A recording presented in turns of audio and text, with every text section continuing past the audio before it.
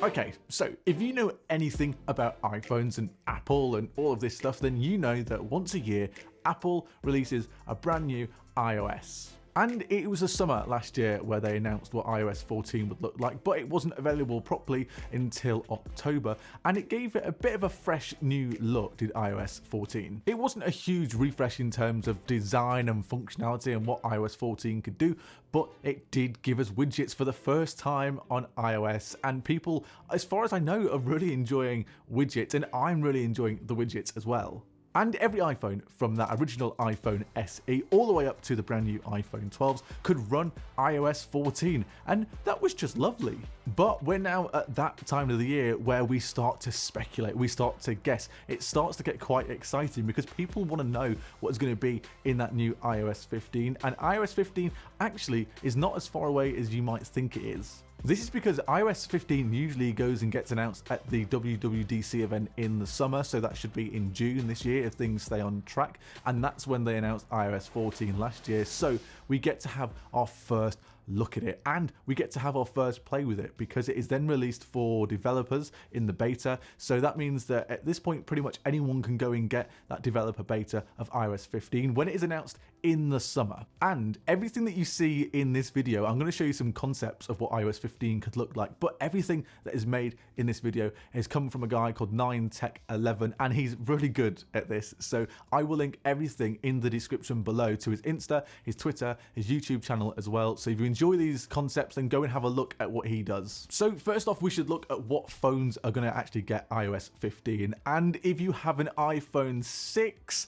it is time to say goodbye to those brand new iOS updates because the iPhone 6 is probably going to get left behind for the first time this year. And the iPhone 6 was released in 2015, which is 6 years in the past at this point. So 6 seems to be the unlucky number for the iPhone 6 as it will not be getting iOS 15. But that means if you've got an iPhone 7 and that is still your phone, then you will get iOS 15 because everything from the iPhone 7 upwards should be getting that new update when it comes out in the fall. And hopefully we get some other features as well that the iPhone's just been lacking for quite a while. And the one thing that I really want an always-on display. This is something that I've been looking forward to for ages on the iPhone, and I don't know whether they can do it yet, but hopefully in the new iOS 15 and the new iPhones, always-on display finally comes to the iPhone. Samsung phones and Pixel phones have had always-on display for quite a while, and iPhone's just lacking a little bit, and you might think, oh, well, what's the point in always-on display? But it comes in really handy because it lets you just glance down at your phone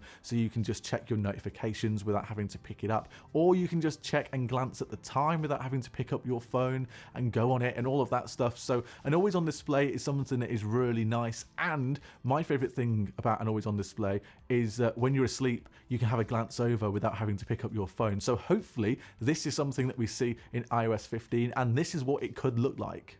With the always on display hopefully coming to iOS 15, I'm hoping that we get a bit of a refresh on the lock screen as well, because the lock screen on iPhone has been the same for so long, where you see your wallpaper, you see your time, and that's it. There's nothing else there. But there's so much space that is just not being used, so hopefully we get a bit of a refresh, and it could look like this as well, which could mean adding some sort of widgets to that lock screen so you don't have to go on your phone to see what apps are sending you notifications. So that is something that could just perhaps maybe improve like productivity on your phone, and then you'll just know whether you've got app notifications because you can kind of silence them maybe, which is a good idea. So you just see the red notification circle on certain apps that you've allowed to go onto your lock screen, and I think this could be really nice. It just makes using your phone a little bit easier and means actually that you can just spend less time on your phone because then you know where the important notifications are. But there is one more thing that I really want to see in iOS 15, and it's just the control center.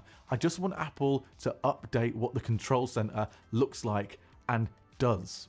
At the moment, I think it's fine. It does everything that you need to do, but some of the placement of the icons are really annoying. Like, I just want to be able to edit it so I can move brightness up and down, or I can move the Wi-Fi from the left to the right, or just make it a little bit more customizable. I feel like at the moment it's impossible with one hand to be able to reach up to Bluetooth or Wi-Fi to turn it off. So hopefully in iOS 15, and just move those things down the screen a little bit, so it makes it a lot easier to be able to switch off and on the things that you use most often. Having them at that top left just seems a little bit silly at the moment. And while you're at it, why not redesign what those little toggles look like? And 9 Tech 11 has done a really good job here of showing what it could look like if iOS 15 starts to incorporate Big Sur from macOS a little bit, and just makes these icons look just a little bit more modern and a little bit more sleek, because there's nothing wrong with them at the moment, but it's always nice to have that slight redesign, and it kind of brings them into one. So the Mac and the iPhone would all have the same looking icons, so there's a bit of continuity across devices rather than it being all jumpy and all over the place. And some other things we could have are maybe locking apps, so you have to use your Face ID to get into it,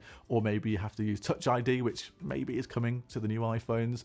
A little bit like you can do with WhatsApp at the moment, but have that on more than just one app. And also the ability to just switch off notifications or mute notifications on certain apps. So if you need to do like an essay or whatever, and you want to mute Instagram, you can mute the notifications for maybe 8-9 hours or whatever, and then they all come back on again. But I think that would be really nice, and I think it's just good to try and spend less time on your phone, and these things might help just a little bit. And who else knows what we might see on iOS 15? That's the exciting thing. It's all guessing and rumors at the moment, but maybe some more customization to widgets. We might see a new mini player for Apple Music, and then also why not throw in an equalizer there as well, so you can change what the sound sounds like depending on what genre of music you're listening to, or if you're listening to a podcast and you want the voice to sound a little bit louder, then we could do that in iOS 15 with an equalizer maybe. There is the first look at what could be coming to iOS 15 in the summer at WWDC, but remember, these are all concepts, they're all rumors and guessing at the moment. But if you did like the concepts, remember to check out 9 Tech 11, who made all the concepts for this, and all his stuff is in the description below. But let me know what you want from iOS 15. If you've got any ideas, put them in the comments. Remember, do the whole subscribing to the channel, because that really helps, and liking the video as well. And if you do all that, then I'll see you later.